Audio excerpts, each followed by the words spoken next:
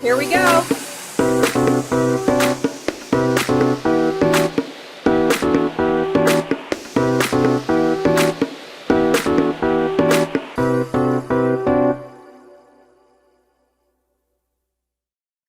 Okay, good morning, good afternoon, and good evening, depending on where in the world you're joining us from.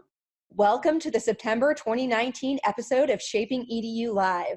My name is Samantha Becker, and I'm coming to you from the University Technology Office at Arizona State University. If you're looking for an illuminating discussion on advancing student-led learning, then you've come to the right place. But before we dive into the heart of the matter, student-led learning, I'd love to take just a little bit of time to mention a few announcements and notes, especially to help orient you to this event, into this room. First, this event is made possible between a partnership from ASU's Shaping EDU and Penn State University, specifically the Co-Action Learning Lab.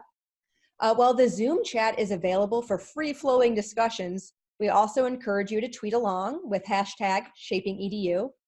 The conversations can and will continue past the hour, and we invite you to chime in the official Shaping EDU Slack workspace. If you're not in the workspace yet, you can learn about it and request access from our homepage, shapingedu.asu.edu. But we've been using the Constellations channel in our Slack workspace to continue discussions post-events. And just by virtue of you registering for this event, you should have received an invitation to the Slack channel if you aren't already a member of the Slack channel. So as a quick practical matter, I'll ask everyone to keep themselves muted unless speaking. And this is, just to minimize the number of interruptions from jealous cats, tornado sirens, and maybe like, your coworker Bob, who's just stopping by to see if we're going to put the cover on the TPS report.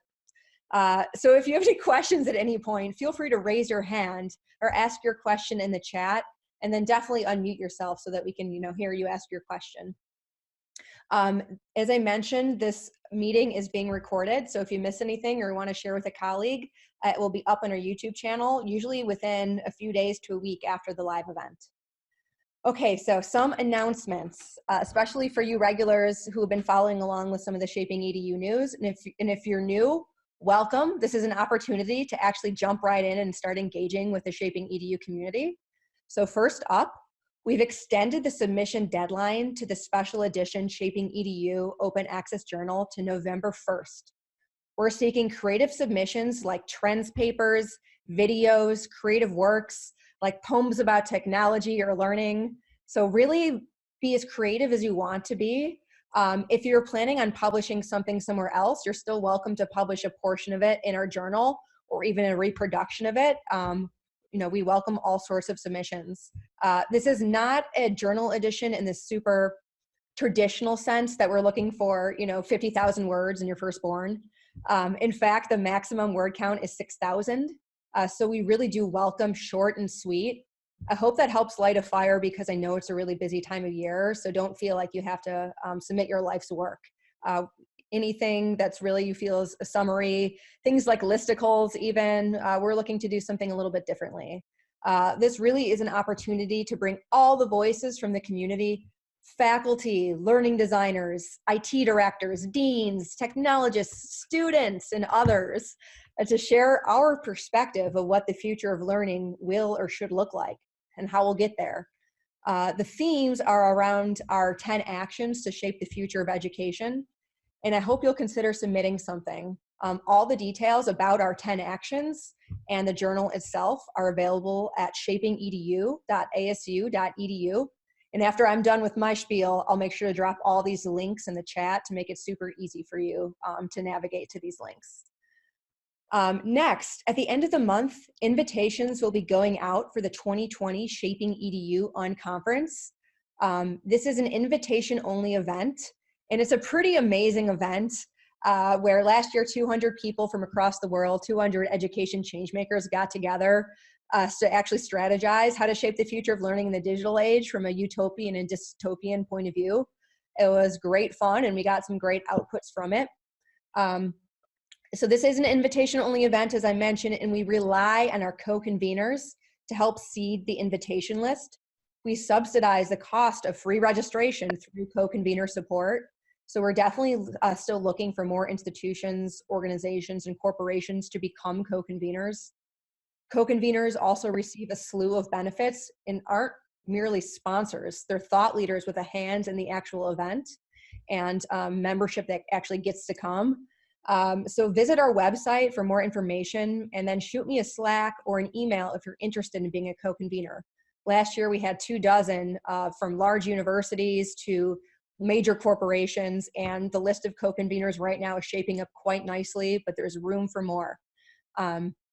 Okay, so back to today's programming after those announcements.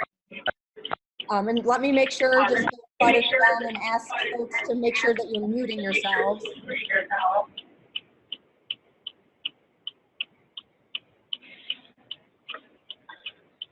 I'll just ask folks who are joining me on the phone to be muting themselves. I'm hearing a bit of an echo.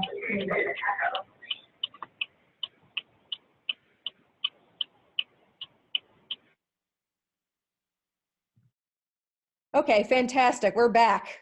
This is live, people. We stop for no one. Okay. Back to today's programming. Just really quickly, is Karina Branson in the audience? Okay, not here yet, but what Karina Branson, founder of ConverSketch, our graphic facilitator for the Shaping EDU community, will be doing after this event and watching this recording is turning it into a piece of artwork that summarizes the themes from this conversation we're about to have. So that's a really exciting output from this event that I look forward to sharing with all of you. But in addition to Karina's artwork as an output, the panelists you'll be hearing from today have prepared an initial draft resource guide for advancing student-led learning that they'll be speaking to. While they're sharing, I'll post a link in the Zoom chat to a Google Doc version of their starter draft resource. The same questions our moderator will ask of the panelists, we'll be asking of you in order to build a more well-rounded resource. So the official call to action after this event is going to be for all of you to contribute to this resource in progress. After we've received substantial contribution, the Shaping EDU/CoAction team will turn it into an openly published resource that we share online for institutions across the world to leverage. And we always love to give credit where it's due, so all contributors will be listed as such in the final published resource. In fact, there's a space for you right now in the document that's waiting for you that we're drafting together for you to add your name for inclusion in the contributors list. So what happens with the final resource? Look no further than the Framework for Stakeholder Inclusion in the Technology Planning Process, a resource that, that started as a team draft and expanded to 24 institutions worldwide. I'll share that link momentarily. We're also currently working on a best practices list for building effective communities of practice. And now we're at a whopping 21 authors all over the world, and there's still time to contribute to that resource as well. So if you haven't guessed it yet, the premise of these events is to have a really meaningful conversation, to learn about what's happening at various institutions and get a diversity of perspectives, and then to add your own to build on ours, and then create a guiding resource to help other people like us in the field drive innovation, advance student-led learning, build effective communities of practice, and all these important things we're trying to do to create the most equitable and engaging future of learning as possible. So no pressure, right? So here we go, on to the main event. I'd love to introduce you, it's my honor to introduce you to today's moderator, our innovator in residence for ASU Shaping EDU, one of 3 innovators in residence, a new role that we've expanded this year and had in the community. Nancy Rubin, she's the Dean of Distance Learning and Continuing Education at Northwestern Health Sciences University, and I'm really excited to hear from her and for her to kick things off. So thank you so much everyone for coming, and Nancy, over to you. Thanks, Sam. I'm really excited to be facilitating my first CoAction Shaping EDU live event as an innovator in residence at ASU. I really want to welcome everyone to our session on shifting to flexible and student-led learning options. As Sam said, we have been working on a document on communities in practice, and that's coming along really nicely. So we're super excited about the topic today and to get all of your contributions. So it's great to be able to hear from a panel of experts talking about this topic, but you all have really important information to contribute as well. And we really encourage you to participate in the chat today. but then also take a few minutes to contribute to the document, because we'll be able to share that information to a broader audience. I'd like to start today by having our panelists introduce themselves. We have some great representatives from 3 universities, colleges. We have Conestoga College, we have Western Governors University, and Full Sail University. And we'd like to start with, how about Conestoga? How about Lisa and Scott? So we'll start by doing a round robin of introductions, and then we'll actually start the conversation. We'll go back to the schools, and they'll give you an idea of their view of student-led learning and a few examples, and then we'll dive a little bit deeper into the conversation and questions. So let's start with Conestoga. How about Lisa and Scott? Introduce yourselves. Tell us a little bit about your institution. Hi, I'm Lisa Koster. I'm currently the Director of Academic Innovation, focusing on micro-credentials at Conestoga.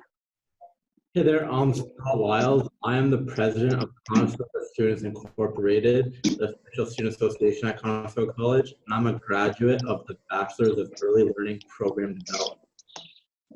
Conestoga is one of the fastest growing colleges in Ontario. We deliver a full range of career-focused education, from apprenticeships to diplomas to degrees to postgrads, and also continuing education and part-time studies. The college system in Ontario is over 50 years old, and currently, well, according to our website, we have 16,500 full-time students. I was just informed that it's closer to 21,000 this year. So it's No, sorry, does it? It doesn't? Yeah. Well then. So it's maybe the Wi-Fi, something on the Wi-Fi? If everyone please mute yourselves if you're not speaking, that would be really helpful. Thank you. Are we coming through okay? Yes, you are. Okay, good. In continuing education, I think we're over 38,000 students, or not students, but enrollments every year.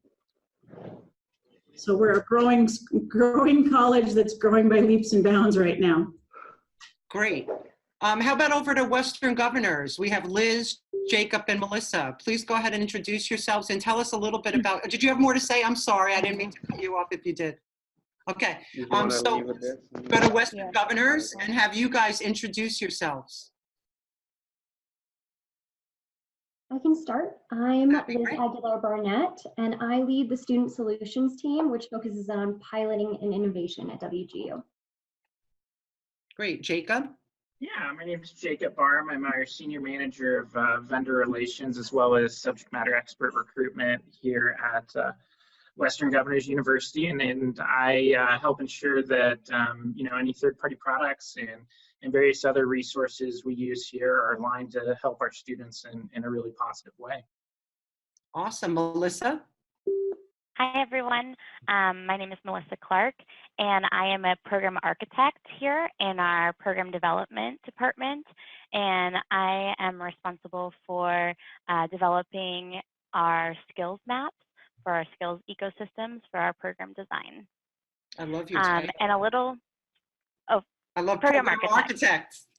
Yeah, thanks. And a little bit about WGU. We are a fully online university. We have over 117,000 students currently enrolled right now. And we have undergrad and master's degrees in business, IT, health professions, and teachers college. And we just checked our stats on Tuesday this week, and we currently have over 155,000 graduates, and that number is increasing daily. Amazing. And our folks from Full Sail, how about Holly?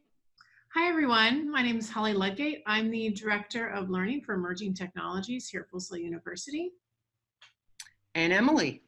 And hi, everybody. I am Emily Ray. I am a course director in the Media Communications degree program, and my focus is on student portfolio development. And Full Sail's got about 16,500 students. Typically, we are a little bit of a different university. We actually start and graduate students every single month. So our semesters, instead of a typical 12 to 16 week, is 4. So we have a very condensed program for bachelor's and master's. We also have online, and we've got face-to-face. We've got certificate programs. We've got over 50 programs, and we've been around for about 40 years. focused predominantly in entertainment and media, but now we're much more focused in tech, and media communications is a big program here as well. So we're really excited to be here today to share with you. Well, we are really excited. As you can see, we have a really experienced panel, and we're gonna start and dive right in and go around, do a round robin, and find out how you define student-led learning or flexible learning at your institution, and what does it look like for you in your organization, and maybe giving one or two examples, maybe at a high level, a macro level, and a micro level, to kind of give the audience some context about what you're talking about. So let's throw it back to Conestoga, and go ahead. Let's, Lisa and Scott, tell us a little bit about student-led flexible learning at Conestoga College. Great. I think for us, it really goes down to our mission statement and to empower individuals to achieve their potential. So we try and provide student flexibility and choice in everything we do by providing increased access to education, especially for through pathways. We have a lot of students who maybe don't really qualify for a degree program, but they can get there through pathways. We provide a range of services for support in student achievement, and that's just growing, especially with our growing population. And we're also expanding campus facilities. It wasn't that long ago that we had 3 campuses, and now we have 8 or 9. And another one's on the way. So we're growing. With technology and how technology has progressed, we've been able to continue to invest in the technologies so that allow students to have more choice and the flexibility in how they learn, where and when they learn. And we provide a lot of flexible learning options such as HiFlex, online learning, hybrid classes, and the ability to choose their own schedules through course-based registration.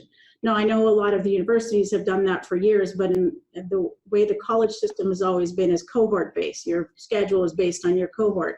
Now we've tried to add flexibility to that by allowing students to pick their own schedules and tailor it to their busy lives. A lot of our students are older, or they're working more than 20 hours a week. They have family to help them succeed, and as well with pathways. Also in the classroom, Conestoga's Teaching and Learning Department has an extensive onboarding for new faculty, but as well as experienced faculty. Their focus is on active learning techniques to ensure that the students have the most enhanced learning experience they can have. Scott, do you have anything you want to add about so far? Yeah, we have a department called Student Success that's all about making sure that students have access to their own abilities. So they have My Career, which is all about focusing on what they need to get right to make sure that when they graduate, they're ready for the work field and can get a job easily. They also have My Wellness, which is all about getting the correct wellness you need depending on what's happening in your life, whether it be you're very stressed, you need to go see a guidance counselor, or sorry about that. It all depends on what you need. So that's My Wellness. These are some very good services that we have that give students the opportunity to decide what they feel valuable themselves and what they need to get assistance on from the professors or other departments in the college. So I know, going on the topic of our student success area, this year they started a new portal that is sort of like a one-stop shop. So it allows a student to go in. The goal is for students to take ownership of their learning. That's their model. Their learning is their responsibility. But they can go in and they can request help for any of these things. So whether it's wellness in terms of counseling, medical, self-help resources, and then tutoring, so learning supports, career, and once they can go to this one-stop shop, put in what their problem is, or not what their problem is, but what kind of support they're looking for, and the system allows them to get advising in a way that's right for them. It could be in person, it could be over the phone, it could be via email, and it all depends on the student preference. And they find that the idea of the self-referral and choice of communication method allows for a low-risk access to these services, because there will be a lot of students who might not be comfortable seeking out this type of support because they are vulnerable. So this allows them to get access to supports in the way that fits them. The college, the faculty can also, if they notice something or they're concerned about a student, they can hopefully encourage students. And so that's sort of that's a main student success area. We also have a lot of other resources that help students be self-directed and get supports. So we have a lot of online supports. A lot of the college faculty are now putting videos online to help students sort of learn things outside of the classroom. Many of the students, even though they're young and their technology, they have technology, they're not necessarily savvy when it comes to education. And so we have what's called, the library has a tech bar, so students can go in and get help with the various educational technologies that they're required to use. We also have an early intervention program in the School of Business that is designed to try and, if students, especially in first level, they're not coming to class or they're failing, they try and get them early so that they can get them on the right path before it's too late. And we also have lower cost textbooks, so we're encouraging OERs in all our in as many courses as possible to keep access open to everybody. So those are sort of two main examples. Really exciting. I see a lot of interest about the tech bar in the chat, so I think clearly that's resonating with people. Yep. Very interesting. We'll come back to you guys, but let's move over to Western Governors and hear a little bit about a different point of view about student-led learning and flexible learning from a different type of institution. So go ahead, take it away, Western Governors. Thanks, Nancy. So like Conestoga, we also felt that our definition of student-led learning really ties very closely to our mission statement, which has to do with improving the quality and access to educational opportunities for students so that they can learn independent of time or place. And we focus on competency-based degrees and offer other credentials that are credible to employers so students can advance their careers. So for us, student-led learning is really where the student is taking over ownership of their academic trajectory and their approach to learning. It incorporates personalized learning for us, as the student has the option to determine their own path and their own rates or speed on which they complete their degree. It's customized to incorporate their strengths and skills and interests.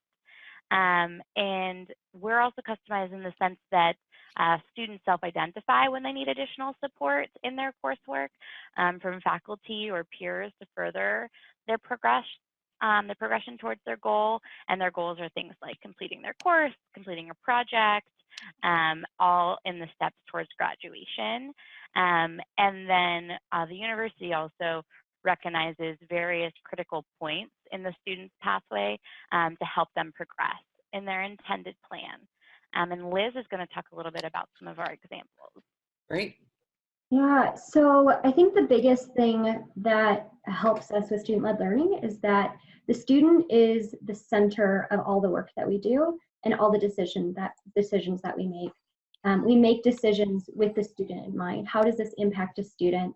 How will this policy, process, technology, change in coursework, change in structure? How will it impact the student? And that's something that my team does, is we actually test to see if that does make an impact, which is really, really fun and exciting. So we get to try out a lot of things to see how students can be more successful. From a large overview, kind of to what Melissa was speaking about, our institution is designed to set up to allow flexibility for the students in terms of time and space, as well as completing courses and work with faculty. The student experience is designed to put the student in the center as the focus. And so that means we do things like we allow students to engage with support, resources, and faculty in the way that best supports their needs and their progress, and they customize communication plans with their faculty members at the beginning of their 6-month term. During that term, they can complete as many courses as they can within that 6 months, and they have to, as long as they meet the requirement of a full-time student. So they register for a 6-month term, they register for full-time student, but if they want to complete more courses or bring in more courses, they can, because it's based on their pace and their progress and the need that they're making from, and getting from this program. We know that students have different processes. We know they have different timelines and speeds and levels of flexibility. When are they studying? In the middle of the night, during the day, around their full-time job, around their family? We try to set up a structure so that it allows students to study and learn and assess when it works best for them. We also know that we have to put in structures to be able to help support students when they need it, and not just because they might not go to office hours or go ask a question. So in the past 6 months, we've actually implemented a new piece of technology that notifies faculty when a student may be at a pivotal point in their program or course. So let's say a student gets feedback on an assessment that they've taken. Maybe they didn't pass the assessment. Maybe they haven't engaged academically in a certain number of days, or they just pass a course and need to get ready to start the next course. We notify our faculty, and we ask that our faculty outreach and intervene with each of those students who are in a special situation or in need of support or guidance to move forward.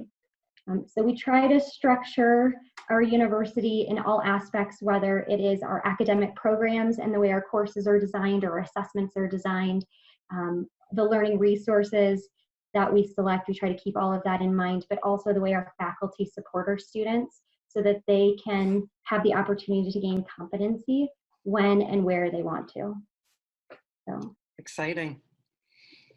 Okay, the folks from Full Sail, how about Holly and Emily?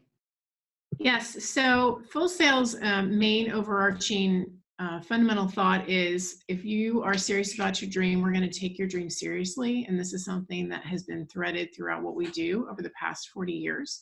So we are putting a lot of people out into the workforce that are dealing in the entertainment industry for the most part. So we have set up a structure where they would experience that in real world. So they could have lecture at 9 a.m., at 1 a.m. It completely depends on, you know, how the scheduling goes, especially if they're on campus. So they have a lot of very real world application to what they're going to experience out there. It could be that, you know, they're sitting in a lecture at 2 a.m. or a lab at 4 a.m. I mean, it really just is varied.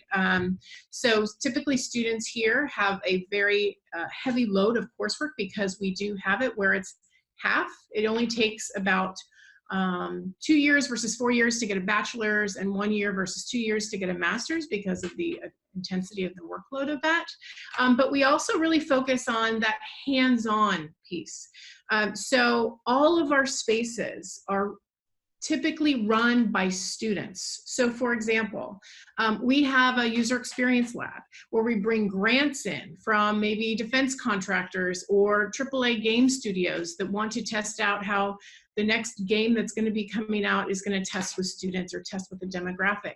We have students actually run that lab, a lot of graduate students, which is not super uncommon, but they actually get to go through that entire research design process.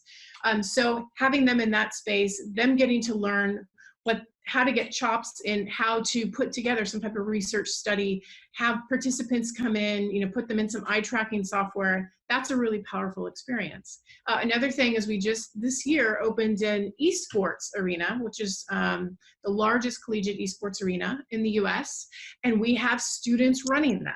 Wow. So they are doing the lighting, they are ushering in the people, they are setting up technically everything. They're making sure all of the games are ready to go, and we get all the people in and we put on these huge events.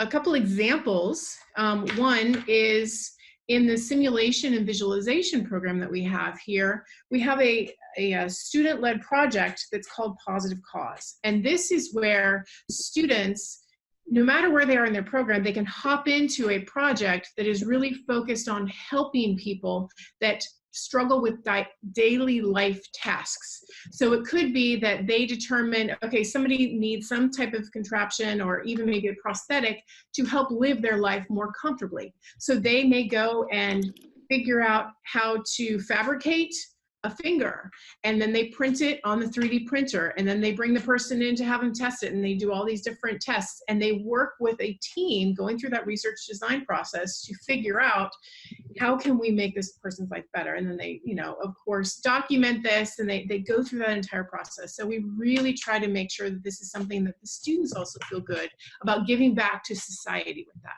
And I know Emily's actually got some great examples as well. Great, Yes. take it away. Yeah, so I'll speak to it from like the faculty perspective. As I mentioned before, I'm a course director in media communications and specifically work with student portfolio development.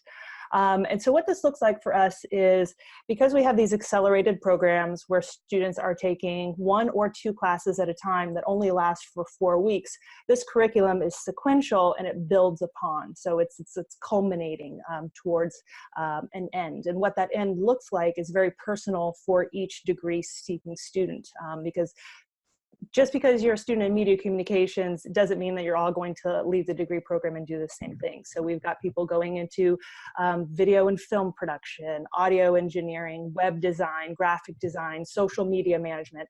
And so just by the nature and the diversity of the students that we see in our program, we need to accommodate you know, their needs in a very personalized way in our classroom and the way that we do things. Because of this every 4-week start, it gives us the opportunity to iterate on our curriculum on a very regular basis. So I don't have to wait 4 months like a traditional semester system to try something new. And we really seek out and honor student feedback, so elevating their voice and the choice that they have. And so, you know, after every class, it's standard practice to ask for the feedback and then to make some changes very quickly. So it's happening at an intense and accelerated rate.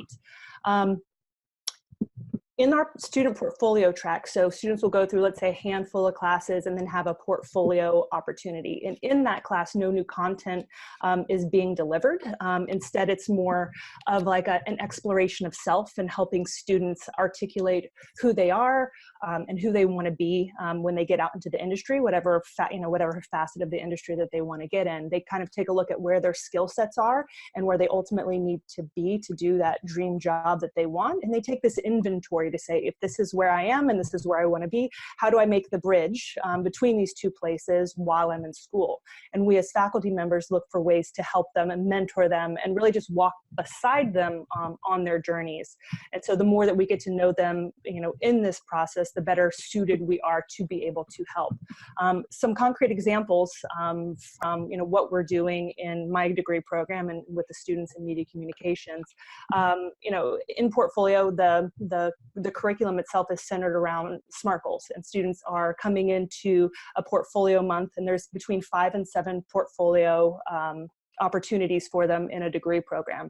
And they set these very personally and professionally relevant goals for themselves. And then we coach and mentor them on attaining those goals within the time period, both of the short term of the 4 weeks, but also the long term of where they are at the beginning of the program and where they are at the end.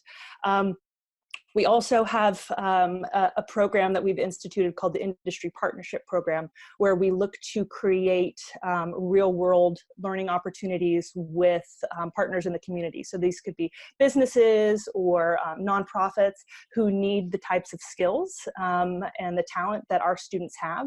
And so we pair up an organization with a media-related need with our media communication students. And so these students are working on real-world projects with real-world clients, and then our partners who are also mentoring them on the soft skills side of things, you know, how to work with the business, how to work with the client, and they are getting the benefit of the students' talent and knowledge, and we're, you know, just creating opportunities for students outside of, you know, what they are coming to school for.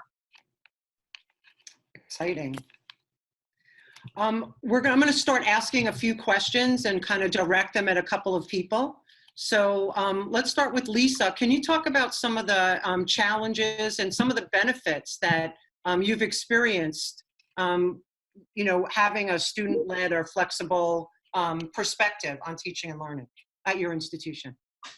Okay, well, because the college system is based on applied learning, active learning has traditionally been, well, learning has been traditionally more active in nature, much more project-based, connected to the industry, but we still have faculty that are resistant to active learning and providing that student-led assessment, because they believe the only way for students to learn is by lecture and by traditional testing. One of the ways we've tried to assist or reduce that is by increasing the amount of faculty training to try and show the more traditional teachers that active learning techniques and alternate assessments are good for students and help towards student achievement. But we still, you know, in our new faculty hires, they have to go through a faculty training program, and that's it's not only taught, it's demonstrated so that they can see the value of it. So as the newer faculty are hired, that has definitely changed. The other thing is, in the Ontario government, all our programs are very regulated. So we have specific learning outcomes, and sometimes that limits the student flexibility and choice in terms of what they learn in their course. But although they may not be able to choose what they learn, incorporating those active learning, collaborative learning, problem-based learning, connections to industry, experiential learning, that's a very high priority in Ontario, is experiential learning opportunities.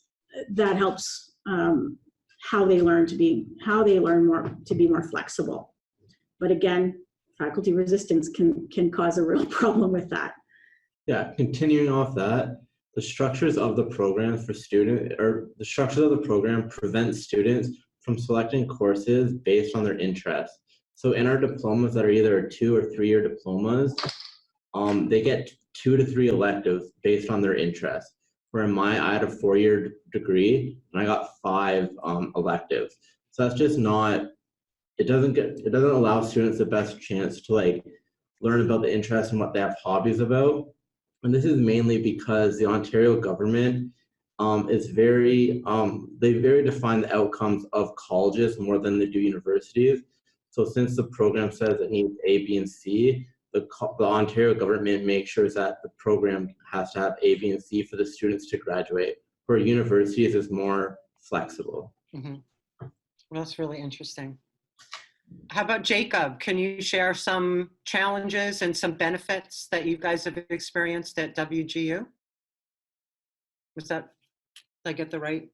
Sure. Yeah. Yes. You know, I think as Liz and Melissa gave some great examples about how with our focus, it's really at the student's core, and they kind of take ownership and move through their journey themselves. Some of the benefits, I think, anybody in education has seen in a traditional classroom. One of the downsides can be that you have to teach to the majority of the students, right? And you have some that want to move faster or can move faster, but they're kind of stuck, and others who may be getting left behind because they need to go a little bit slower. So, you know, at WGU, students are allowed to go at their own pace because we provide the tools for them to be able to move at their own pace, but then also to assess, are they meeting those milestones in what they need to learn? And you know, genuinely, a little bit about myself, I'm both a graduate and a current student here at WGU. So from kind of the student experience portion of it, where that can be difficult is motivation. You know, an empowerment of the student to take ownership of that learning journey, right? Not to say it's easy, but you kind of have that motivation in a traditional classroom when you have that structured class schedule of Tuesday and Thursday to go to. But whenever you're in charge of your own, it makes it a little bit different, right? As well as, you know, the beginning of a course can be like looking up at Everest, right, when you're at the bottom, and really ensuring that the student is empowered to kind of know where they need to go. We do a lot of that here at WGU through pre-assessments and other things to assess, what's your current state of knowledge in this content area, and then really try to provide guidance about what are the building blocks to get where you need to go. Some of my best examples, I'm currently in the data analytics master's program here. Understanding the building blocks that make up different things, right? So when it comes to statistics, right, understanding parametric versus non-parametric analysis techniques probably mean nothing until you really understand what is the difference between matched and unmatched pairs. And then furthermore, you can't really dive into it until you really know data classification techniques. What's the difference between nominal data, ordinal data, ratio and interval data? That's gonna all make a big impact on what statistic test you use. So ensuring that we're building the building blocks for students to understand, this is why it's important to know these, what can maybe seem like insignificant details before we get to the bigger picture of saying, hey, if you have 3 or more statistic groups that you need to compare, ultimately it's either going to be an ANOVA, Kruskal-Wallis, or a chi-square test, but you really have to have an understanding of those 2 other building blocks that I just talked about. So really, ensuring that we're structuring the learning journey with some of those micro achievements to help create that motivation for students, so students can have that aha moment where they're not just going through the material and hoping, crossing their fingers that I think I'm getting this, but really having that kind of micro achievements to say, okay, I really feel I have a good understanding of what the difference between matched and unmatched is. Now, how can I take that to the next level to take it further? And not sure, Liz or Melissa, did you want to add anything to that? I love that concept of micro achievements. That's a keeper. Yeah, so I was just going to say, so the idea of microachievements, it goes right along with my role as a program architect and where we're heading towards skills mapping and making that the foundation of all of our degrees and our micro-credentials into the future. And the skills that we are mapping to all come from the industry. So it's really real world applicable for the students. And then when the degree is designed, we're adding the context on top of those skills in which kinds of situations the students need to be able to perform that skill related to the micro-credential or the skill or whatever it is that they're working towards completing. I think there's a whole nother webinar on the skills mapping thing. I think that's interesting. Especially now as institutions get systems like MC and Burning Glass and see what the what's required in industry, and then mapping that back to the curriculum and all that stuff is just so interesting to me. So I definitely think there's more to talk about there. I'm so fascinated by that whole project. How about Holly? What are your challenges at Full Sail, and what benefits do you see? To go off of what you just said is, so here at Full Sail, we're a little bit different. We're very lockstep because we have such an accelerated pace that students' entire plan is mapped out. Right. But typically our students aren't coming in wavering about what they want to do. For the most part, they come in knowing, I want to be a sound engineer, I want to make films for a living, I want to be a director, I want to make games. They know coming in. But what's interesting is one of the things we do when we're building out curriculum is we go out to industry and we bring them in part of our advisory board to help build and shape the curriculum that really aligns with what is needed out in the industry. We really try to make sure that they are involved through the entire process, and I think that helps. One of the challenges I do believe that we are seeing more and more is this concept of students learning how to learn. They typically come into class, especially in the beginning, going right to product. They don't understand the process because I believe a lot of the testing that's coming out of schools these days, the expectation that they just get that specific test score, they're good to go, but they don't understand how they got there. And so I think it is almost a rewiring that we need to think about when we're talking about having students come in and having them really understand, well, what does this mean? And some of that, even though we have a very prescribed measure on how they go through their courses, they do have a lot of flexibility in how they want to deliver what they've learned. So it could be, no, they're not doing a standard paper. They're actually going on our back lot and shooting a movie. Or they are sitting down with 5 different degree programs, game art, music, you know, all these different programs, and actually helping put a game together. So they're getting that hands-on experience with several different people and working in teams. So it's an interesting beast here of working with students that are coming from a very rigid schooling from K-12 and coming into higher ed and having a much more open environment to try new things. But we typically see the students just get a lot more excited because they've got such a passion and fire inside of them. Interesting. So I'm going to stick with you and ask you. So student-led learning assumes that students are comfortable taking ownership of their learning and what they're going to produce. So if they're not comfortable, just this perfect segue, right? How do you get them there? What supports do you need? Like, just expound a little bit more on that. Sure. And then maybe some other folks want to jump in on that as well. Yeah, I think one of the things that, you know, we brought in a long time ago was an idea of mentorship and really being that peer coach alongside them.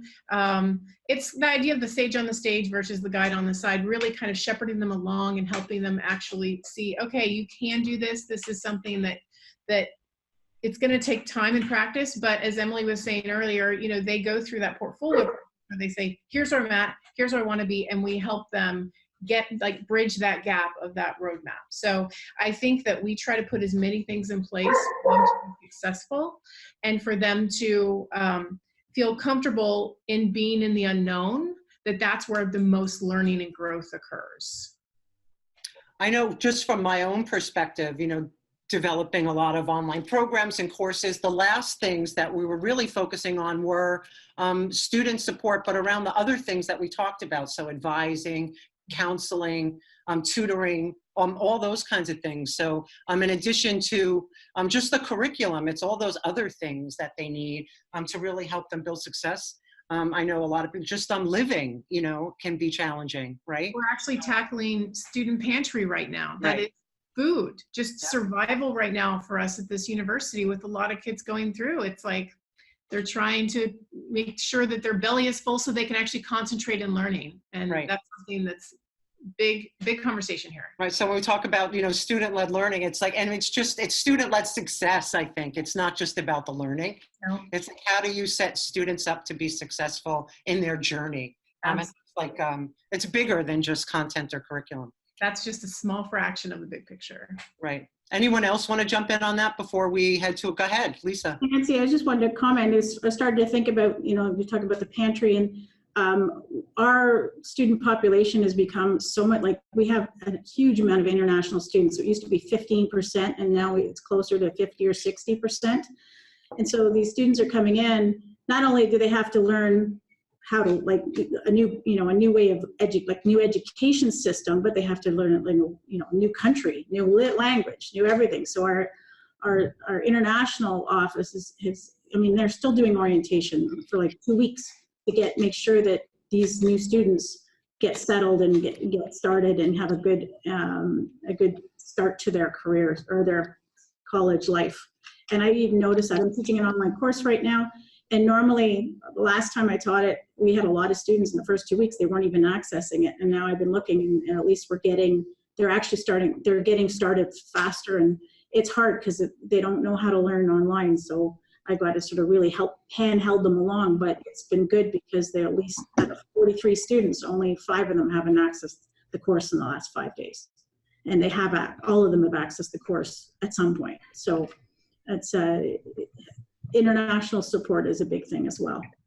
My daughter went to school internationally, and that was definitely a huge problem. Like she wasn't set up properly, you know, just the whole starting procedure. And, you know, if she didn't have good support there, she wouldn't have succeeded. So I really something to that topic.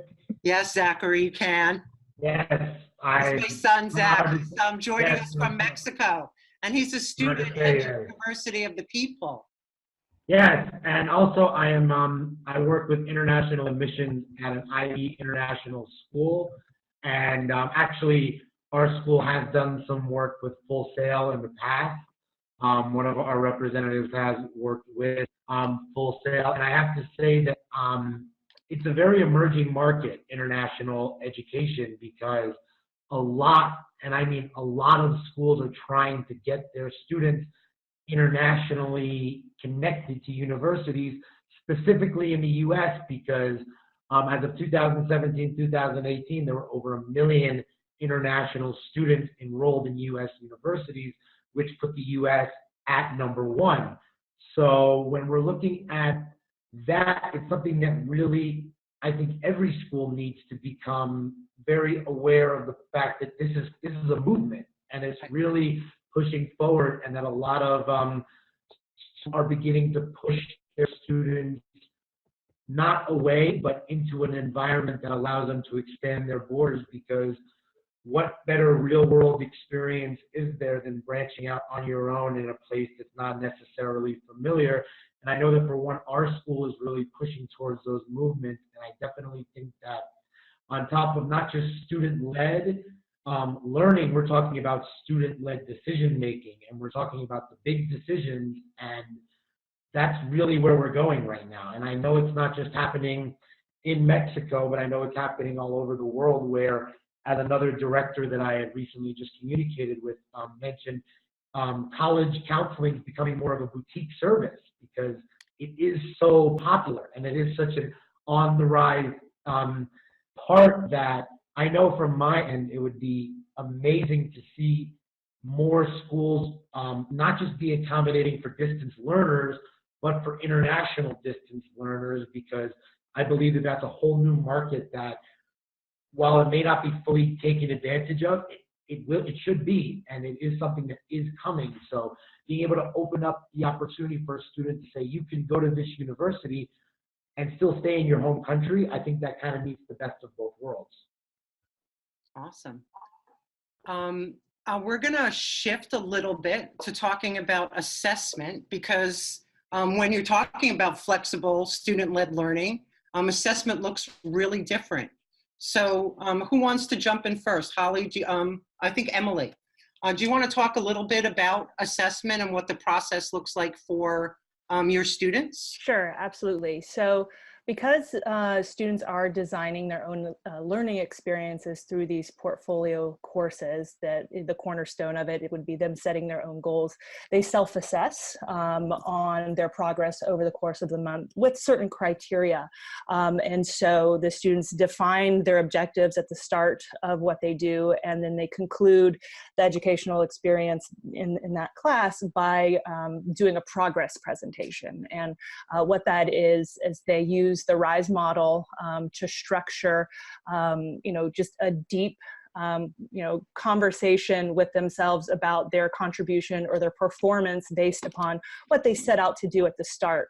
Instead of kind of giving, we always coach students, not to say like, I did this check, I did that, or I didn't do this other thing, but rather tell the story, tell the narrative of their journey through their learning and what happened. And if they did do something, what made it successful? What did they learn? What intellectual curiosities did it spark?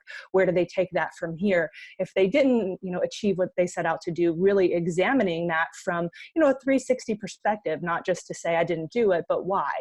And so then, on the instructor side of things, we offer formative assessment along the way. So as we are continuing to engage with these students, really checking in and doing a lot of mentorship.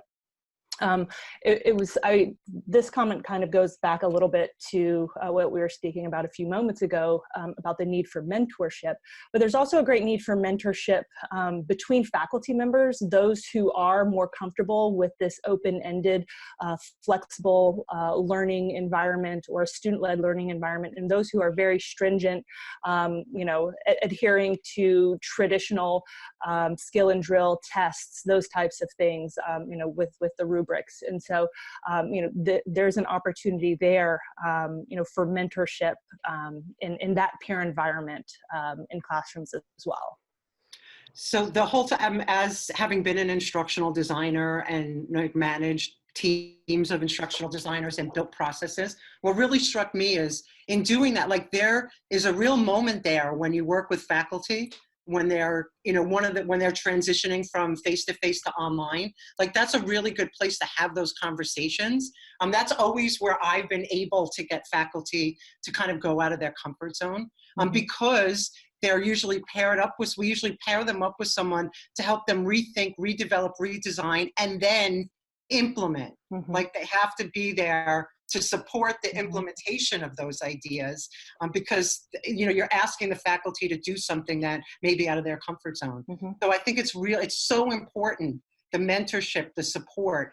If you're going to ask people to innovate and to try new things, you have to give them the support necessary for them to succeed. You know? But how ironic is it that we're asking students to do, you know, get out of their comfort zones, be engaged, be motivated, you know, come up with your own relevant ideas for how to, you know, engage with your education. But in many cases, faculty aren't leading the way and modeling that.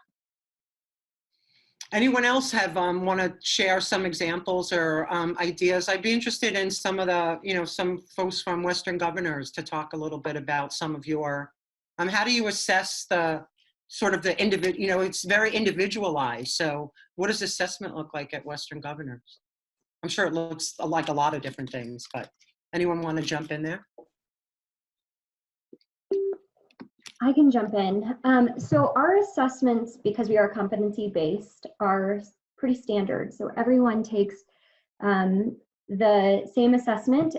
There's two types of assessments that we offer, which are objective assessments, and students schedule to take those at any time. If they want to take it at midnight, they can take it at midnight in the comfort of their home. They can take it from their office. And so we have someone proctor them remotely from whatever time they would like to take it.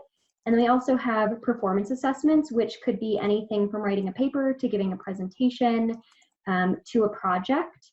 And there's a rubric designed around that. But because we need consistency, we want to make sure that everyone has a certain level of competency, there is a rubric that they are graded upon, and our evaluators will work through that process.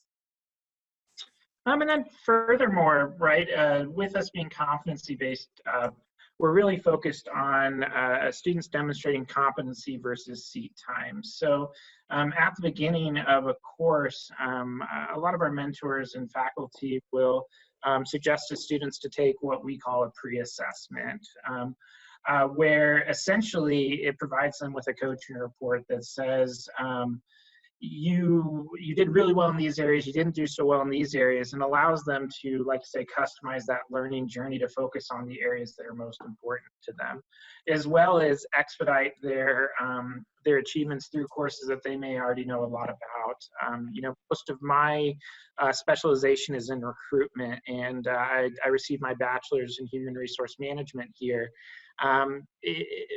From start to finish, I was able to complete our recruitment and selection course very quickly in a number of 1 to 2 weeks, because I have over 8 years of experience, over 14,000 hours of interviewing experience under my belt.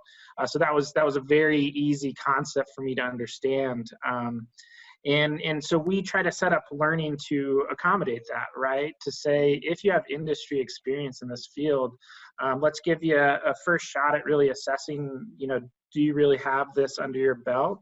And then give a chance to then move on to courses that you may struggle with, right? Like then I had to move on to finance, where that was not as easy and took me a little bit longer to get through.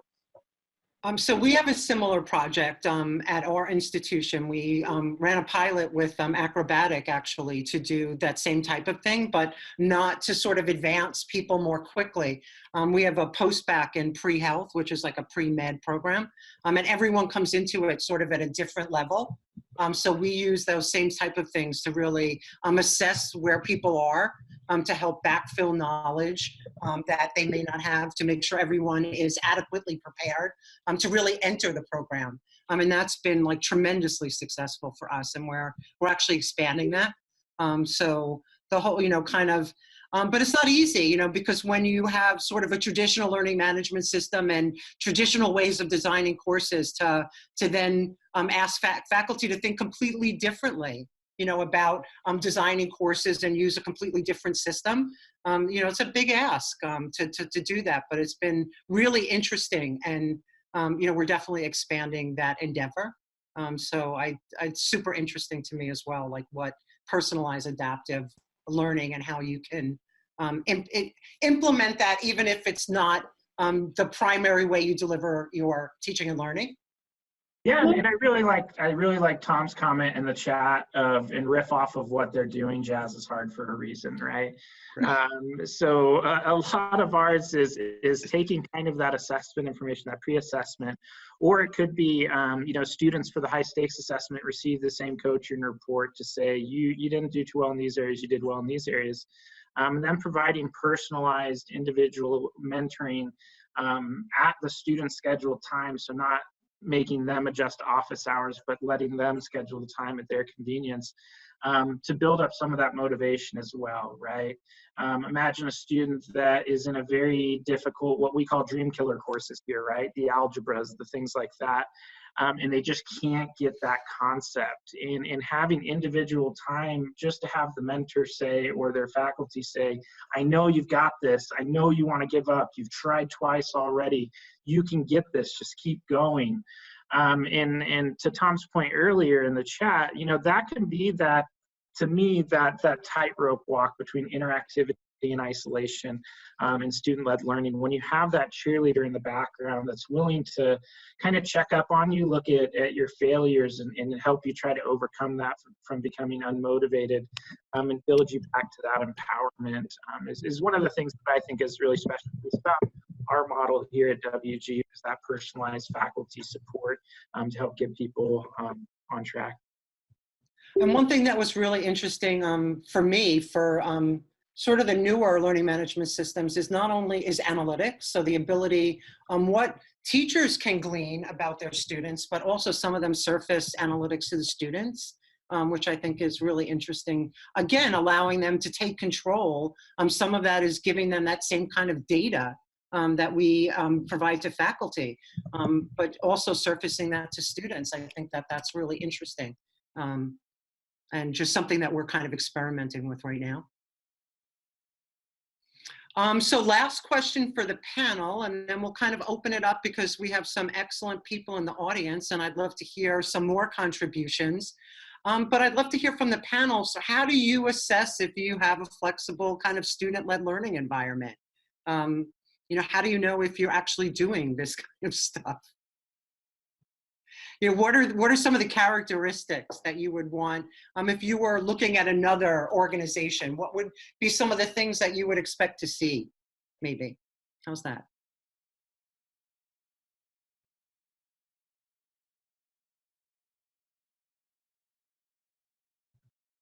I think at the class level, it can just be simply involving students in developing rubrics, or I know in Zach's program, it's all at the University of the People, it's all peer assessment. And I think that was really interesting because I don't think they really knew how to do assessment. So I think some of it in the beginning is learning how to assess each other's work, which I think from him was somewhat frustrating and also interesting. And then at the course level, could be flexibility and, like you said, choosing the type of assignments or the deliverables that you may require from students. Or at the institution level, like WGU, really having a completely different, not cohort-based, a really individualized, competency-based, skills-based, personalized approach. So I think that it could be all levels. It could be very small, or it could be very large. And I think what we hope to gather in the document are examples of everything from the little to the big. I feel probably one important aspect in student-led learning would be multiple modalities to learn the same information, right? Everybody comes at learning in a different way, but not just that, everybody is in a different point in their life, right? Sometimes you may have the busy single mother who can't really sit in front of a computer to read and learn that way, but she can certainly have a webinar on in the background to listen to. or similar to that same example, having to go to many different appointments. So ensuring that your content can either be downloaded or is mobile friendly, so that way they can learn wherever they're at, and not have to really pigeonhole themselves into their learning experience only when they're in front of a laptop, or in front of in a certain place, right? So ensuring that you have that captured in multiple ways, so learning can occur wherever possible. I also think that sometimes we think people consume things in certain ways, and I learned this. I ran Columbia Video Network, which was the distance education arm of the engineering school. We did all lecture capture. And, we sought I strove to have the highest quality, that I could produce, and to find out that some people really were listening to them as podcasts in their car on the way home. So it had nothing to do with the video. They just wanted good audio, right? So sometimes we imagine that people are going to consume things in certain ways, and they have very different ideas about how they're going to go about accessing the content that they need to learn. So well, I think about the students today and YouTube. It's such a different way to learn. That's how they go learn. That's how I go learn something. Me too. Right. How do I do something DIY? You go to YouTube. And I think that has to make us think about how we approach just relaying new information and trying to meet them where they're at versus trying to, conform them into our box. And I know, like when I was designing at Kaplan, one of the things that we always we focus a lot on just-in-time learning. So giving them what they need and just the chunk that they need. So if we were teaching something that required a specific skill in Excel, we would plug in that Linda clip that just showed them how to do that one thing that they need to do. So I think there's a lot of things we can do too. And I think a lot of it is around that kind of just, what do I need to know? And I need to know it now, right? Well, and I think, Nancy, you hit on a good point of making it, in a digestible format. I wish I had the data, the exact data, but, from talking with our manager of quality assurance that really looks at our courseware, it's pretty intriguing to look at engagement rates according to lengths of videos and length of content, right? So interesting. Yes. I mean, as the length of content increases, the engagement level goes down. Right off. And so it's that balancing act of how do I make the chunk just big enough to be digestible and for them to be able to digest it, but then not so large that it's gonna lack engagement. I think it's a really interesting piece. And not be too prescriptive, because doing a lot of MOOC development, they have very specific requirements, and sometimes your concept doesn't fit into their requirement. Right. Mm-hmm. So you have to chunk the videos appropriately for the content that you're delivering and the concept that you're trying to get across. So I think that it's a fine balance. It's not always X amount of minutes. It's like, what are you trying to convey, and how in a condensed way and not in the most explicative manner. So yeah, I think it's an interesting balance. I'd love to get some input if anyone from the audience would like to contribute, if they have an example. Otherwise, we'll keep teeing up some questions. But if anyone wants to raise their hand, if they have something to share, we'd love to hear from some audience members as well. If not, we can talk a little bit about, I have another question here for the panelists. I have something. Go ahead, please. I was just chatting. The hostess with the mostest.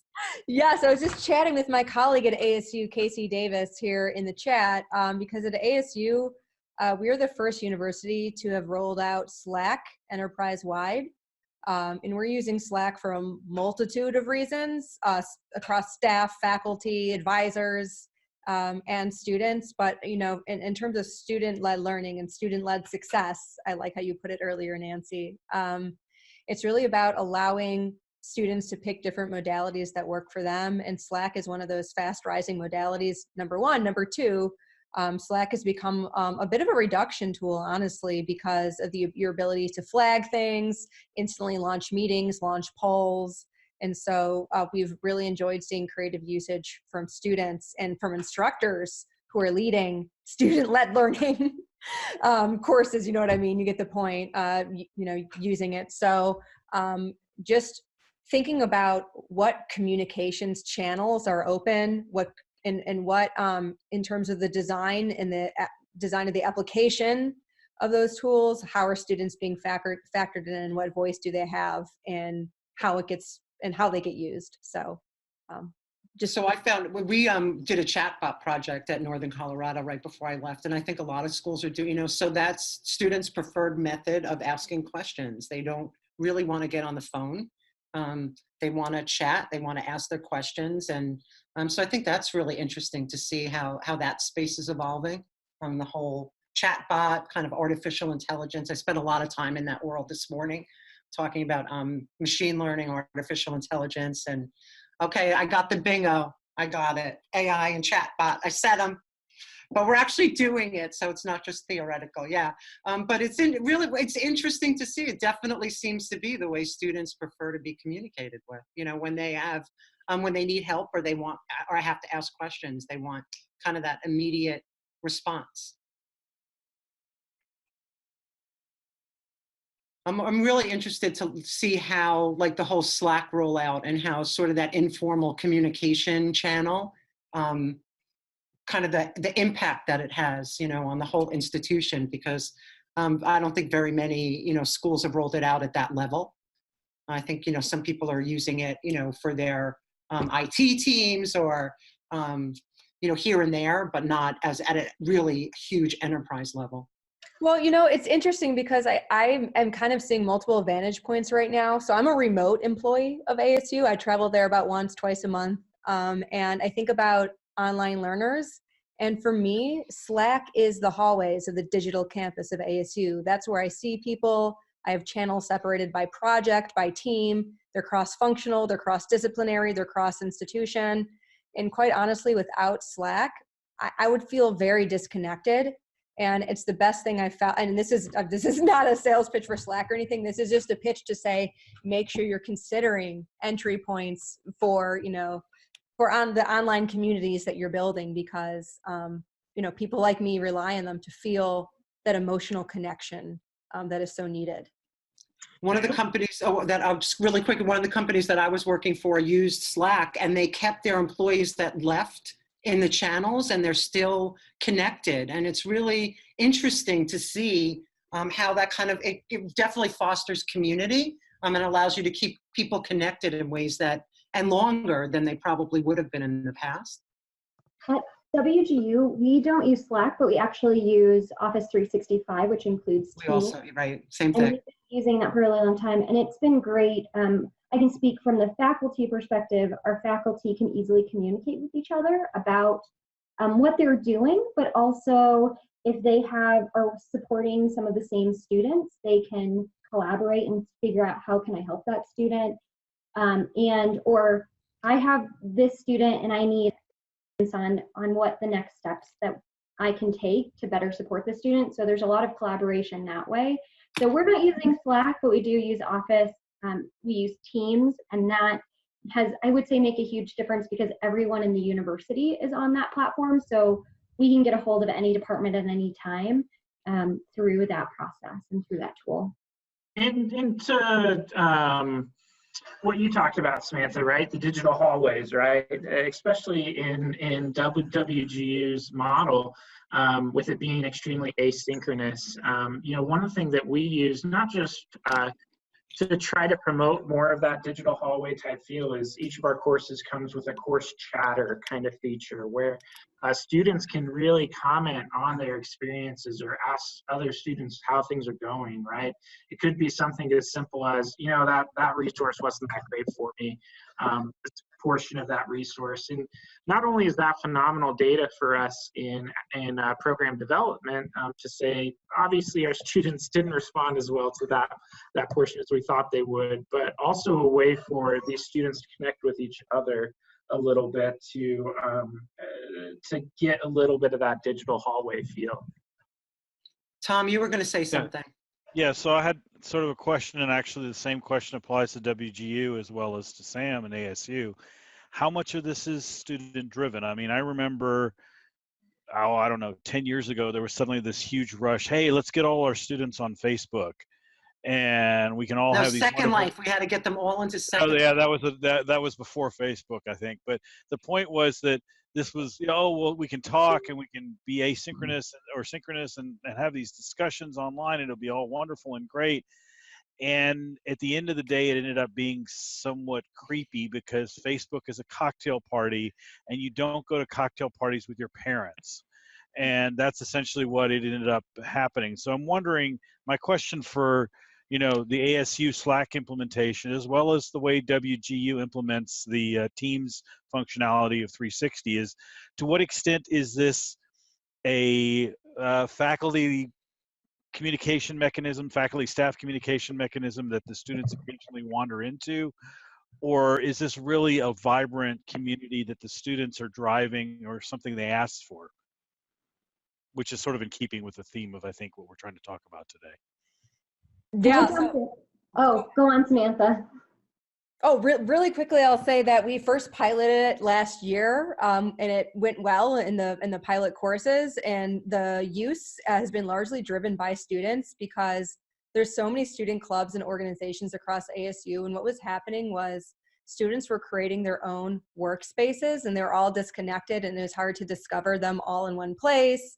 And so just the ability to do this at the enterprise level has allowed us to put all these workspaces on a grid and have like communications channels between workspaces. And so largely driven by students, and then also by staff who are finding it to bolster productivity on individual organizations and units across ASU that were just using it anyway. And so this is a really awesome attempt at putting some structure and organization around it, and not just from a one-way side, like, oh, here you go, here it is now, but some of the work that my team has been leading in all this, and by my team, I mean it's a cross institution tiger team of people from across the university.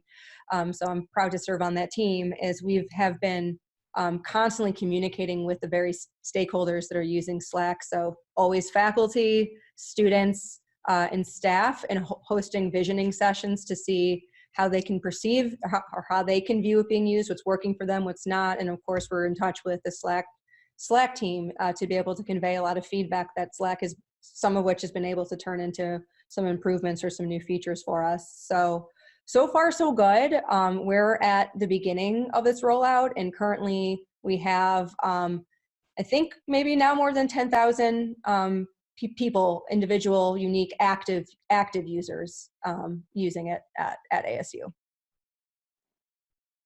So for WGU, the Office 365 Teams is really internal for our communication between departments and between teams, or just faculty and staff in general. But one thing I can say, because you're asked how are students building this up, one of the things that we have done in the last year, or is actually brought in one of our students who is started to lead that ground up communication. So one of our students built the WGU's Accelerators Facebook group, and it grew dramatically because they requested it and they managed it themselves.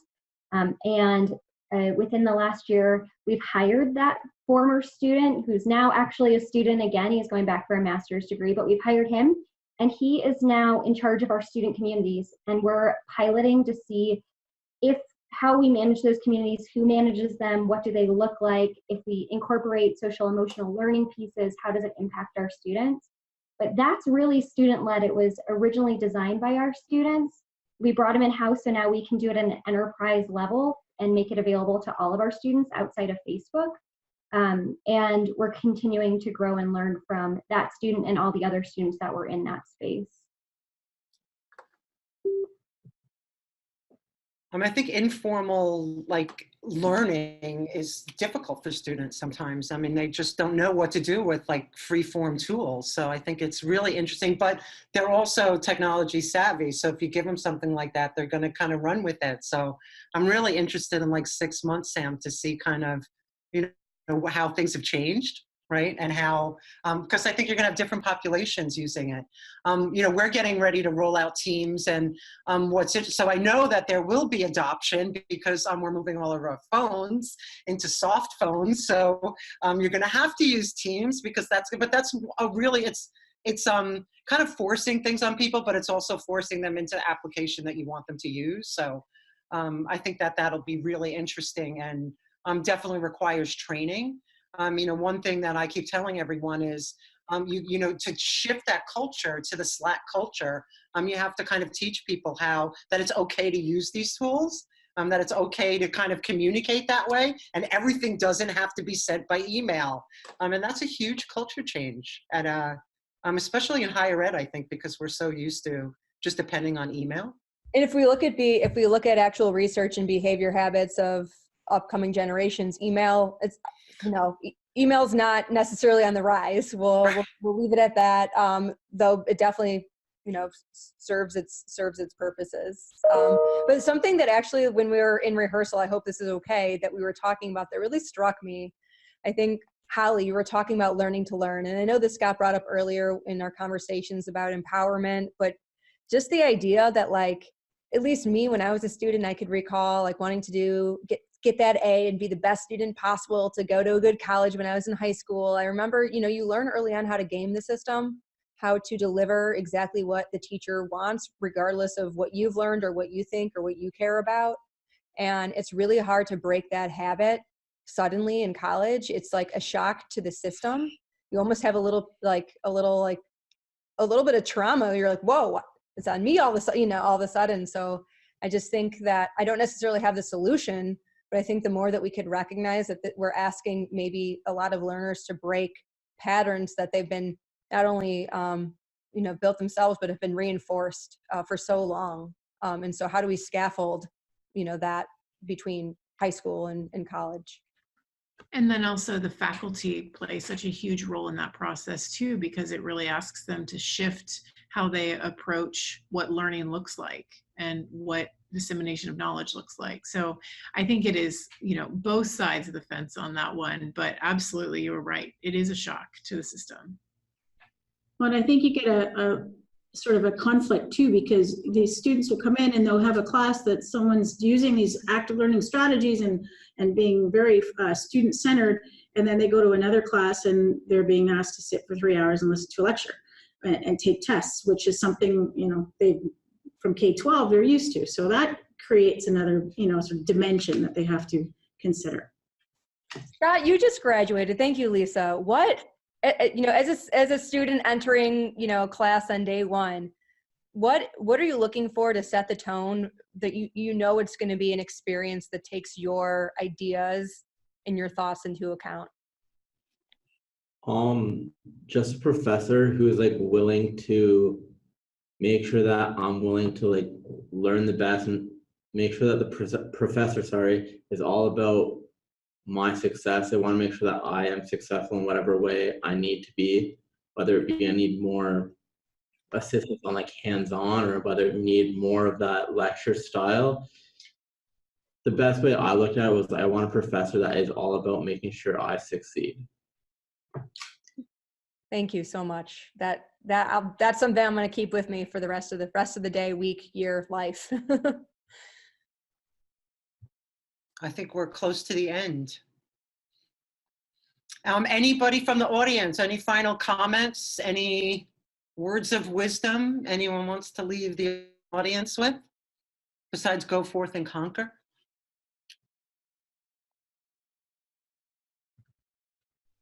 Awesome. I mean, this has really been, I know for me, it's been tremendously insightful, and I'm super excited for people to contribute to the document.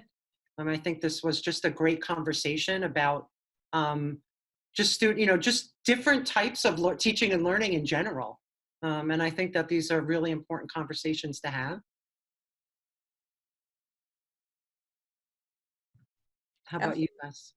Yeah, thank you for leading this, Nancy. It was my pleasure. Final words from the panelists? Anything left unsaid? I'll just say, go ahead. I just want to chime in and say that as someone who's doing it, like this is the very practical way that I go and spend time in the classroom, just in student portfolio development and in these student-led learning initiatives. It's really hard. It's really hard, and it requires a lot of me in terms of stepping outside of what I believe my subject matter expertise to be, and changes the nature of the relationship that you have with a student, because it's no longer about how well they know this thing that you know a lot about. It is more so about asking them, what are you into? What is your relationship with this content, and how can this make sense for you with what you want to do when you leave here? And essentially that's a lot of work. It's a big undertaking. But on the flip side of that coin, I find it to be absolutely the most rewarding thing to do. So that was absolutely the same thing that I was going to say. This is not easy, right? But it's extremely rewarding. Mm-hmm. I think both from a teaching and learning perspective, but also helping the students, achieve what they want to achieve, which is the most important thing. And, I think it's, like I said, it's not easy, but it's certainly rewarding. I think flexible and student-led learning addresses some of those key factors of student success. So student achievement, student engagement, student interest and behavior, as well as addressing those external factors that affect their ability to be successful. Well, and one thing I love about student-led learning is I feel it really fosters problem-solving skills, which is an important, soft skill when not being fed the information, but instead of having to go find the information yourself, even if it's through materials provided to you. To me, that's a skill that is very much needed in the workforce and aids students in being successful once they leave any institution, right? I think and self-assessment requires too. you. Go ahead. Yep. I was going to say, it forces you to be really intentional in what you're doing. And it challenges you as well to be innovative in coming up with allowing the students to learn and finding their own pathway through. I was just going to say, like, self-assessment, I know it's a hard thing to do. When you have to do your own performance review, that's not easy, right? And I think that those are, again, soft skills that we need critical thinking and these types of skills to be successful in the workforce. And how we integrate them into the classroom is really important. Those are my words of wisdom. Well, thank you. Those are perfect words of wisdom to end on. I want to thank all the panelists. Thank you so much for sharing your insights with us. Audience too, whether in chat or here raising your hand, we really appreciate your feedback. Speaking of which, the next steps are to actually formalize that feedback. I've posted again a link to our draft in progress of a little guide for advancing student-led learning at a variety of institutions in a variety of capacities. We'd love for you to add your own 2 cents to this document. After a little snapshot of each of the institutions represented by our panelists here today, there's a page that starts the workspace for contributors to the document. So just start to respond to any and all of those prompts that you see fit, and then make sure to add your name to the contributors list. And what's going to happen is once we get substantial feedback, we'll go polish up the document, expand upon it, and actually publish it under a Creative Commons license and try to disseminate it as broadly as possible with everyone who's contributed listed as a contributor in the document. It doesn't have to be just folks here on this call. You can share it with colleagues at your institution, other institutions. And so thank you so much for sharing your insights with us and helping us build upon this wonderful conversation that we just started here today. So with that said, thank you so much. I'll be sending a follow-up email linking to the document, and I hope to see everyone in the Slack workspace. Invitations to the Shaping EDU Unconference are going out at the end of the month. And in the meantime, I hope to see you around. Thank you so much. And until the next time, keep dreaming, doing, and driving. I love it. Bye, everybody. Thanks.